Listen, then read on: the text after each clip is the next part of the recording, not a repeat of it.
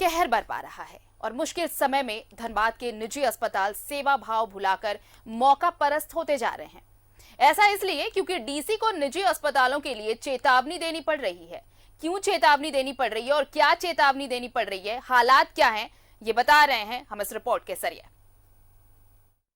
कोयलांचल में भी होने लगी बेड की कमी। सरकारी अस्पताल फुल, 5 निजी अस्पतालों में बेड पड़ने लगे कम। परिजन हो रहे परेशान। खर्च तो बढ़ गया लेकिन व्यवस्था पर्याप्त नहीं। धनबाद में कोरोना की दूसरी लहर ने कहर बरपाना शुरू कर दिया है। 2020 की तुलना में 2021 का ये लहर अब किसी को भी अपनी चपेट में ले रहा है। इससे लड़ने को जिला प्रशासन ने सरकारी अस्पतालों में पर्याप्त व्यवस्था कर दी है। गुरुवार को मुख्यमंत्री ने सभी जिलों के अधिकारियों को स्पष्ट निर्देश दे दिया है कि किसी भी कीमत पर कोरोना मरीजों के इलाज में लापरवाही ना बरती जाए। साथ ही सरकारी अस्पतालों में बढ़ते लोड को देखते हुए निजी अस्पतालों में भी 50% बेड सुरक्षित करवाने को कहा है। लेकिन धनबाद में अभी तक मात्र 5 निजी अस्पतालों में ही कोरोना का इलाज चल रहा है, जिसके कारण लोगों की परेशानी बढ़ने लगी है। धनबाद में Asian Jalan, Asharfi, Jims, Yashlok hospital और प्रगति नर्सिंग होम में फिलहाल कोविड के मरीजों का आईसीयू व जनरल बेड में दाखिला लेकर इलाज किया जा रहा है। निजी अस्पताल संचालक भी अपने तरीके से मरीजों का इलाज करने में जुटे हैं, लेकिन प्राइवेट तो प्राइवेट ही है। वहां सरकारी अस्पताल जहां पूरी तरह सेवा भाव के साथ काम किया जा रहा है, वैसे नजारे नहीं दिखते। निजी अस्पतालों में मरीजों के परिजनों की क्या गत होती है, यह आप उनके परिजनों की जुबानी ही सुने। एक जो व्यवस्था है वहाँ यहाँ का मुझे समझ में नहीं आ रहा है। अटेंडेंट अपने मन से सुबह मॉर्निंग में 3000-4000 का पर डे मेडिसिन लिख देती हैं, फिर शाम को लिख देते हैं। ऑन एन एवरेज यहाँ पे जो मेडिसिन का जो है 10,000 रुपये का ड्यू टू मतलब कोविड के मतलब अगेंस्ट में लिया जा रहा है। तो पेशेंट्स का जो क्योरेट रेट है, जो क्योर रेट होना चाहिए, वो मुझे समझ में नहीं आता। सारी इलाज व्यवस्था से पब्लिक संतुष्ट नहीं, क्योंकि है ही नहीं इलाज। आज भी झारखंड बहुत पीछे है इलाज के मामले में। पब्लिक को ही अपना खुद का इलाज करना होगा। पब्लिक को ही अपना डिस्टेंस का पालन करते हुए मास्क अनिवार्य है, सैनिटाइजर अनिवार्य है, ये पब्लिक को खुद करना होगा। सरकार के ऊपर पूरा हम लोग लोड नहीं दे सकते कि सरकार के पास उतना संसाधन ही नहीं है। लेकिन संक्रमित जो हो जा रहे हैं, उसके लिए तो इलाज की व्यवस्था करना है। सरकारी तो हमारे पास तो हमारे पास तो उतना बेड है ही नहीं। निजी अस्पतालों की ओर हम देख रहे हैं, तो निजी अस्पताल जो है उस लोग का इतना चार्ज है। दूसरी ओर निजी अस्पतालों के संचालक यह मानते हैं कि उनके द्वारा मरीजों के इलाज में किसी तरह की लापरवाही नहीं बरती जा रही है। वे लोग जितना भी मरीज लेते हैं उसका प्रॉपर देखभाल करते हैं। देखिए, हमारे यहाँ टोटल 27 बेड हैं, जिनमें 7 बेड हम एकदम क्रिटिकली इल पेशेंट्स के लिए रखे हैं। 10 बेड हमारे मॉडरेटली इल पेशेंट का है, जिनको पाइप्ड ऑक्सीजन की दरकार है, उनके लिए है। और जो हमारे 10 बेड हैं वो हमारे माइल्ड या एसिम्प्टोमेटिक जो पेशेंट्स हैं उनके लिए रखे हैं।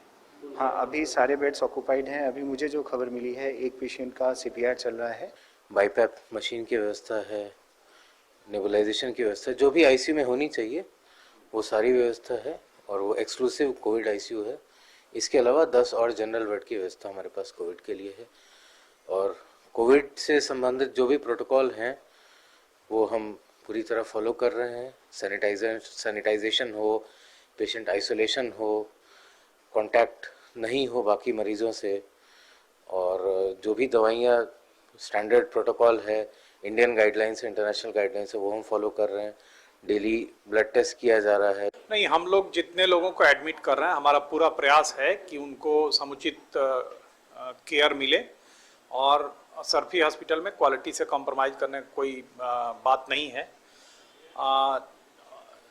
साथ ही संक्रमण बढ़ रहा है, ये बात सच है, लेकिन क्रिटिकल बहुत लोग नहीं हो रहे हैं, इसलिए पैनिक होने की आवश्यकता नहीं है। वहीं निजी अस्पतालों द्वारा आपदा को लाभ का अवसर में बदलने के प्रयास नहीं करने की चेतावनी जिले के उपायुक्त उमाशंकर सिंह ने दी है। उन्होंने कहा था कि निजी अस्पतालों से सेवा लेने का मतलब यह नहीं है कि हम आपदा में सिर्फ अवसर तलाशें। आपदा में हमको सेवा भाव भी दिखाना होगा, और सेवा भाव को कॉम्प्रोमाइज करने के शर्त पे हम अवसर ढूंढने का परमिशन नहीं देंगे। निश्चित रूप से सभी को इस वैश्विक महामारी के समय सेवा भाव के तहत काम करने की जरूरत है, ना कि इसे लाभ का अवसर बनाने की। लोग भी इसको लेकर काफी डर गए हैं, लेकिन उन्हें भी हताश होने की जरूरत नहीं है। किसी तरह की शिकायत होने पर तुरंत जांच कराए और संक्रमित होने पर इलाज कराए, ना कि परेशान हो। साथ ही कोरोना को लेकर दिए गए गाइडलाइन का पालन जरूर करे, अन्यथा थोड़ी सी लापरवाही हमें परेशानी में डाल दे सकती है। न्यूज़ 11 भारत के लिए धनबाद से सहयोगी बंटी के साथ अरुण बनवाल की रिपोर्ट। और इस वक्त जुड़ रहे हैं हमारे सहयोगी अरुण बर्नवाल धनबाद से। अरुण, कल तक व्यवस्था मुकम्मल नजर आ रही थी, लेकिन अब यहाँ भी बेड की कमी नजर आ रही है। राहत तो है कि धनबाद डीसी एक्शन में नजर आ रहे हैं, लेकिन क्या ये चेतावनी कारगर होती नजर आ रही है? जी देखिए, धनबाद में व्यवस्था मुकम्मल तो नज़र आ रही थी, लेकिन जिस तरह लगातार संक्रमितों की संख्या बढ़ती चली जा रही है, इससे अस्पतालों पे लोड बढ़ने लगा है। और जहाँ तक प्राइवेट निजी नर्सिंग होमों की बात है, तो 5 जो नर्सिंग होम हैं जिसको परमिशन थी कोविड के मरीजों का इलाज करने का, तो उसमें 2 धनबाद शहर के जो 2 प्रमुख हैं, एशियन जलान अस्पताल और असरफी हॉस्पिटल, दोनों के जो बेड जो दिए गए थे वो पूरी तरह से फुल हैं। सरकारी अस्पतालों की भी कमोबेश वही स्थिति है। जो दूसरे जो 3 और जो निजी नर्सिंग होम है, उसमें प्रगति नर्सिंग होम, उसके भी बेड फुल कराने की सूचना मिल रही है। तो बेड की कमी तो दिख रही है, लेकिन उसके साथ ही जो धनबाद के उपायुक्त खुद इस मामले को लेकर काफ़ी गंभीर हैं और संजीदगी से काम कर रहे हैं। आज उन्होंने एक बार फिर से जो धनबाद का मंडल रेलवे अस्पताल था, वहाँ पे 42 बेड का डेडिकेटेड कोविड हॉस्पिटल जो शनिवार से काम करने लगेगा, उसके चलाने की स्वीकृति दे दी है। और इसके लिए रेलवे के अधिकारियों से भी बात हो गई है। शनिवार को कल जब टीम की दौरा करेगी, उसके बाद 42 बेड का वहाँ पे डेडिकेटेड कोविड का पेशेंट का इलाज होने शुरू हो जाएगा। इसके अलावा उन्होंने सदर अस्पताल और कैथलैब में भी जो 60 और 20 ICU बेड के जो तैयार होना है, अगले 20 तारीख 21 तारीख तक उसको शुरू करना है, उसके भी मॉनिटरिंग की है। और लगातार जो निजी नर्सिंग होम और जो बचे हुए हैं, उनके साथ भी संपर्क किया जा रहा है कि बेडों की संख्या बढ़ाई जाए। की जा रही है अरुण, और आपदा में अवसर ना तलाशे कोई, इसकी मॉनिटरिंग चल रही है। और मॉनिटरिंग इसलिए भी जरूरी है ताकि जो संक्रमित हैं, जो मरीज हैं, उन्हें सुविधा कम से कम